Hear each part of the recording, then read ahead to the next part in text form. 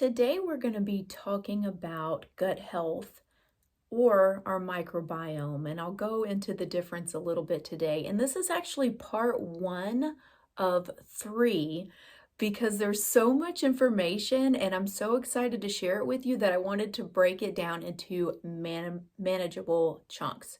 So, today, we're going to talk about why our microbiome or gut health matters, and we're going to look at some signs that it might not be functioning optimally. Next week, we will dive into how to support your microbiome and gut health. And then the week after, we will discuss specifically how to choose supplements that are going to best support microbiome and your gut health. So, our body actually has about 70 trillion cells, and half of those make up our microbiome. So, a super big deal. So, it's kind of like an invisible organ in our body that affects overall health.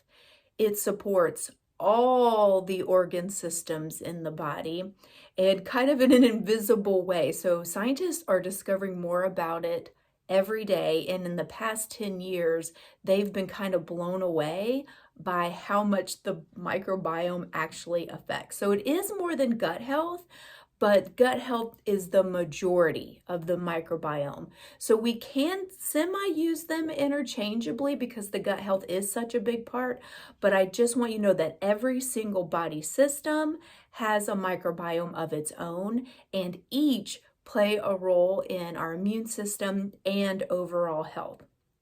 As we age, our microbiome diversity decreases, and a diverse group of bacteria will help us handle a wide variety of things. So we want to try to keep that diversity even as we age.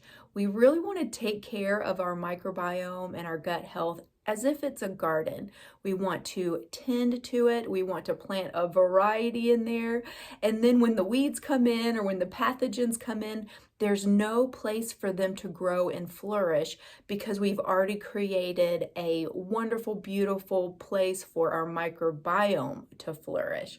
So, what are some signs that our microbiome might be out of whack or not optimally functioning?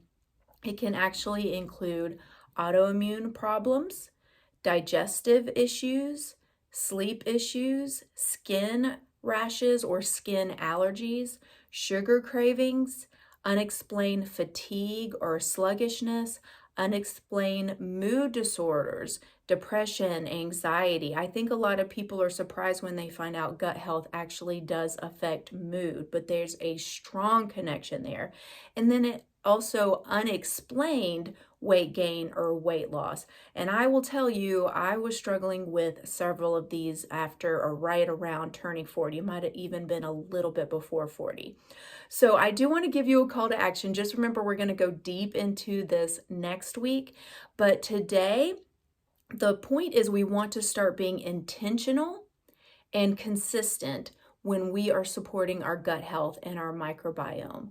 So first off is eating a whole food diet. So we want to reduce processed foods, and you've probably heard me say that before. Episode 46 talks about ways we can start to nudge that needle towards less processed food. I'm not a all or nothing, 100% do everything. We want to start nudging that needle. And in that episode, I'll show you that it's actually easier than it sounds to start nudging that needle. Episode 69 is actually one of my favorite episodes. It talks about the 80-20 rule. That's right. We don't have to do 100% to make a huge impact on our health. I really highly recommend that episode. All right. Get plenty of sleep. So 1 is whole foods, 2 is get plenty of sleep.